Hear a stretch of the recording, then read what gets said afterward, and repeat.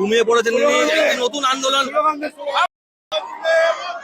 দেখুন বর্ধমান স্টেশনে একদম রেল অবরোধ করা হয়েছে এবং রেলকে আটকে দেওয়া হয়েছে, ট্রেনকে আটকে দেওয়া হয়েছে। আমাদের একটাই বক্তব্য যে মোদি হাটাও দেশ বাঁচাও। একদম দেখাচ্ছি, আমরা সরাসরি লাইভে দেখাচ্ছি।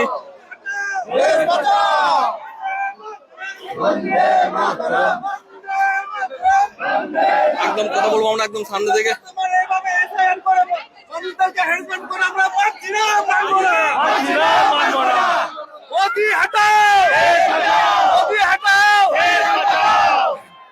ডকুমেন্টস 8টা অবধি মানুষকে হয়রানি করে বসে থাকছে। আর শুধু এটাই নয়, মানুষ ডকুমেন্টস দিচ্ছে, দিয়ে বলছে হয়ে গেছে যাও, দিয়ে পেছনে লিখে দিচ্ছে নো রেকর্ড ফাউন্ড। তার মানে 2002 সালে কোনো তার অস্তিত্ব ছিল না।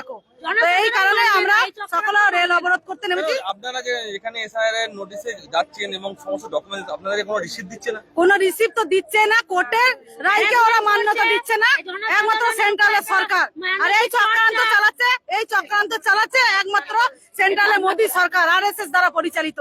চাইছে বাংলায় সন্ত্রাস করতে, আমাদের বেঁচে বেঁচে হিন্দু মুসলিম ভাই বোনদের বেঁচে বেঁচে মুসলিম ভাইদের বিশেষ করে বাদ দিচ্ছে। কেন এই নোংরা খেলাটা? এইভাবে ভোট চুরি করা প্রক্রিয়া শুরু করেছে তারা, এইভাবে জিতবে। কিন্তু সাধারণ মানুষের কাছে এইভাবে তারা জিততে পারবে না, বাংলায় জিততে পারবে না। যতই করা হামলা আবার জিতবে বাংলা, এটা আমরা বলছি। সাধারণ মানুষকে যে এইভাবে হ্যারাসমেন্ট করে যাচ্ছে মানুষরা, তাকে আবার দ্বিতীয়বার ডিসক্রিমিনেশনে ডাকা হয়েছে, লজিক্যাল ডিসক্রিমিনেশনে। তো তাদেরকে আবার ডাকা হয়েছে, বারবার হ্যারাসমেন্ট করাচ্ছে এরা।